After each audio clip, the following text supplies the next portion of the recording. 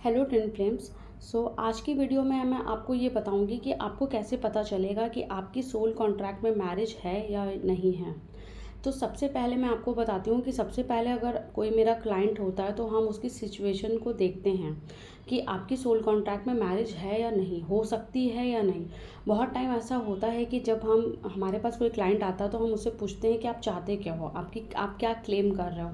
तो बहुत से लोग ये अपनी सिचुएशन को खुद ही भाप लेते हैं और वो समझ जाते हैं कि मेरा जो डीएम है मुझसे 11 साल छोटा है, या मेरे बच्चे हैं उनको उनकी परवरिश मुझे करनी है, और उनका जो इनर कॉलिंग होता है वो उनको खुद बता देता है कि मैं डीएम को चूज़ नहीं कर सकती हूँ। तो वो तो सीधा ही हारमोनियस यूनियन क्लेम करते हैं, लाइक कि हाँ ठीक है, बातचीत होती रहे और इतना ही, और वो रिकग्नाइज़ कर ले, उसकी अवेकनिंग हो जाए, वो मुझे as a twin flame accept कर ले, दैट्स इट।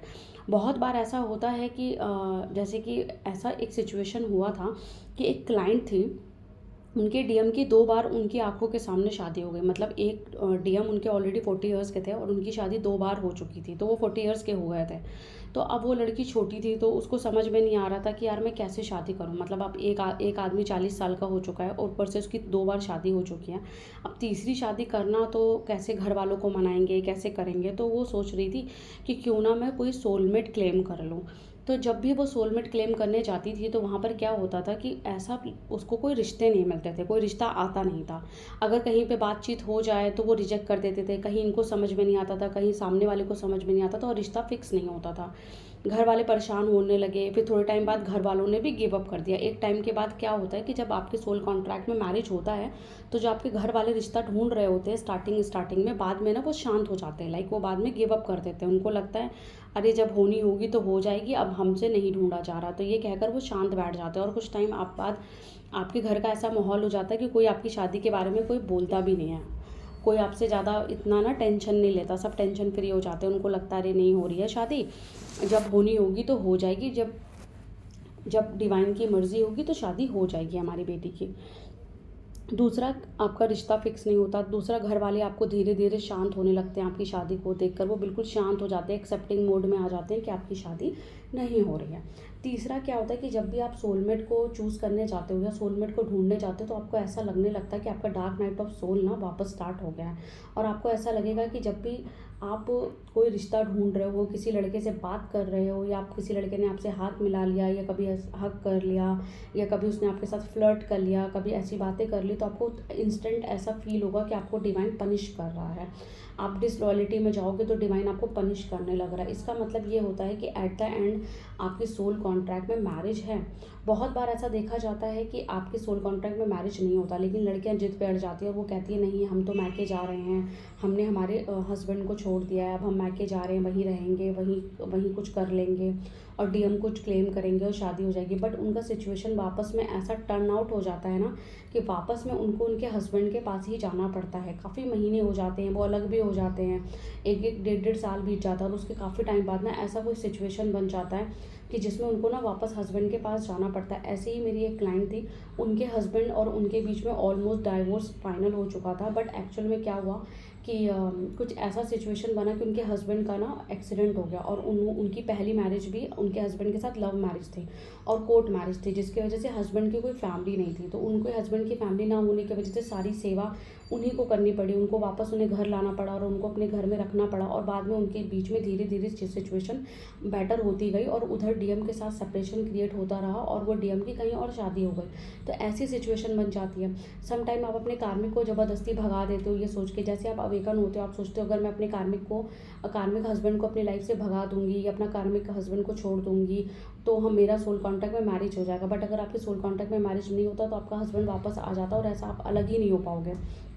और कभी कभी क्या होता है कि आप खुद से रिश्ता ढूंढने जाते हो या खुद से सोचते हो तो आपको ऐसा लगने लगता है कि आप कुछ ऐसा गलत काम कर रहे हो जिससे डिवाइन आपसे नाराज़ हो गया। आपको ऐसा लगेगा, हर दिन आप उठोगे आपको लगेगा कि भगवान शायद मुझसे खुश नहीं है। ऐसा इंटरनली एक इनर कॉलिंग आएगा आपको कि भगवान मुझसे खुश नहीं है। और अगर आपके सोल कॉन्ट्रैक्ट में मैरिज होगा, जैसे मेरे केस में था बट मैं क्लेम नहीं कर रही थी, तो डिवाइन आपको इतना ज़्यादा पुश कर देगा, उसको कहते हैं डिवाइन पुश। डिवाइन पुश आपको बार बार मिलेगा। जैसे मुझे डिवाइन पुश मिला पहले क्लेम करने के लिए। उसके बाद मुझे डिवाइन पुश मिला कि मैं अपने डीएम को जाकर खुद मिलूँ, उनको बताऊँ कि मैं यहाँ पर हूँ, उनको कांटेक्ट करूँ। तो ऐसा बार बार डिवाइन ना आपको पुश करेगा आपके डीएम की तरफ। और अगर आपका सोल कॉन्ट्रैक्ट में मैरिज नहीं होगा तो आप सिंपली इनर वर्क करते रह जाओगे, या आप इनर वर्क नहीं भी कर रहे होगे, आपको पता ही नहीं चलेगा काफ़ी सालों तक कि इनर वर्क होता क्या है, और आप एक लूप में फंसे रहोगे क्योंकि आपका सोल कॉन्ट्रैक्ट नहीं है, आपके सोल कॉन्ट्रैक्ट में मैरिज नहीं है। और आपका जो कंबाइंस और एक पॉइंट ये भी होता है कि आपका जो सोल पर्पस है ना, उसमें आपके डीएम की ज़रूरत होगी। जैसे मेरा क्या था ना कि मेरा सोल पर्पस बहुत बड़ा है